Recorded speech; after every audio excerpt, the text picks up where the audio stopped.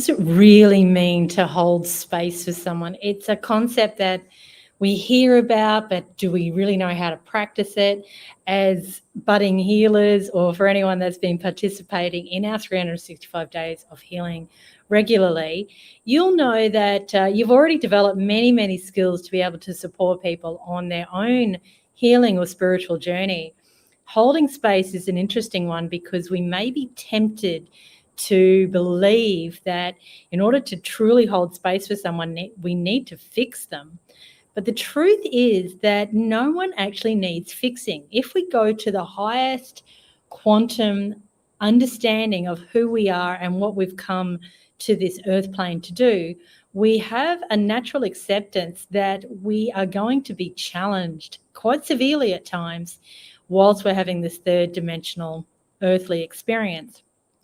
However, from the highest perspective, we are absolutely perfect. There is nothing wrong with us. Even our so-called mistakes were necessary upon this earthly journey of ours so that we would have a concept of contrast. We would understand we're in earth school. We need challenges. We need to trip ourselves up, so to speak, in order to learn what energy is, what works, what does not work, how to seek for the highest path, even when we often take the lowest path. But those times where we took the low path and we hit a dead end, we understood the consequences of our choices. And really, there's three things that we'll do here.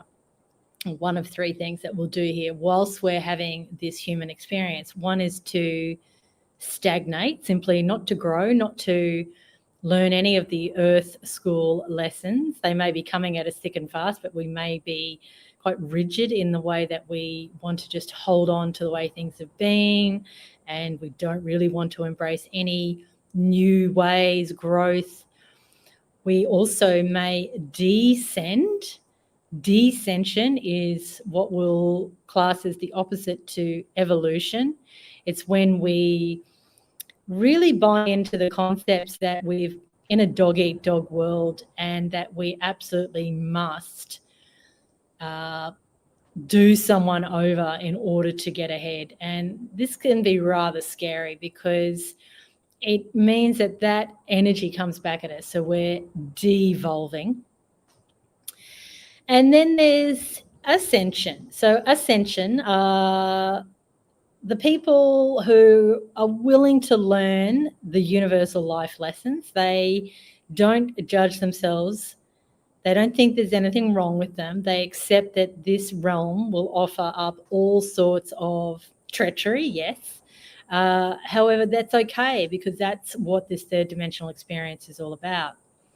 And when we know that there's no extra burden on us, we don't have the monkey mind at us all the time. We simply accept what is, even those lowly emotions that we're having.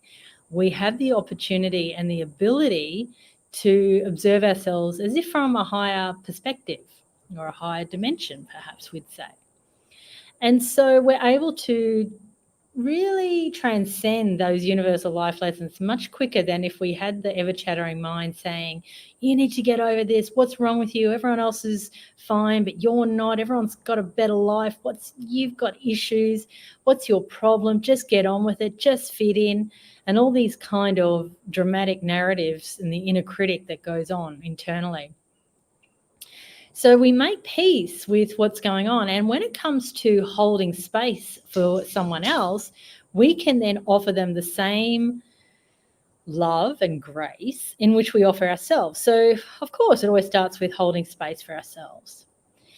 I notice, because I'm on a lot of spiritual forums, including our own trainees forum, and I notice when someone does a vulnerable share that there's a myriad ways that people are responding. Some people want to make that person into a victim and they say, oh my God, that's terrible. No, it's not actually. We need to be excited about what that person is going through and be even more excited that they were so able to share vulnerably and in a raw space, because that meant just right there that they are already halfway into their healing, because acknowledgement awareness of the issue, and I say the issue in inverted commas, is already halfway there when it comes to healing. And then you've got people that go into fix-it mode. Now, fix-it mode is offering all sorts of solutions and referrals, referring that person. And particularly in our trainees group, these people are doing either a yoga teacher training course or a healer's course. So they're already on the path. They're already doing the inner work. They don't need anyone else. They only need their own counsel and their own wisdom. And when they share vulnerably to a group, that is not the solution, is to try to fix them. It's rather to hold space. And then you've got people that just know how to hold space. And what they'll do is reframe what that person has said, because the person will always say in their own language where the healing breakthrough lies. There was someone the other day that shared, and they mentioned about their childhood being the trigger of a certain addiction that had formed in their life. So they were telling themselves where to go back to in order to heal. And so someone who can hold space will just reframe what the person has said. They're not adding anything extra. They're normalizing the experience that that person went through. They may offer their own story if it's relevant, if it sort of supports what that person has expressed. Not to make it about yourself, but to normalize and say, hey, I went through this and yeah, I came out the other side and wow, it was a powerful experience. And I know that you've got the ability to transcend this. I see you transcending this. So we must be really mindful when it comes to holding space for someone. Certainly don't victimize. Don't try to fix them. Rather hold space. So I hope that supports you all, because more than anything, I know that everyone who has a deep, loving heart has the highest intentions only and just want to support. And sometimes we don't know how to. So when we learn how to hold space, first of all, for ourselves, then we're able to hold space for others. Mwah! Love you all. Namaste.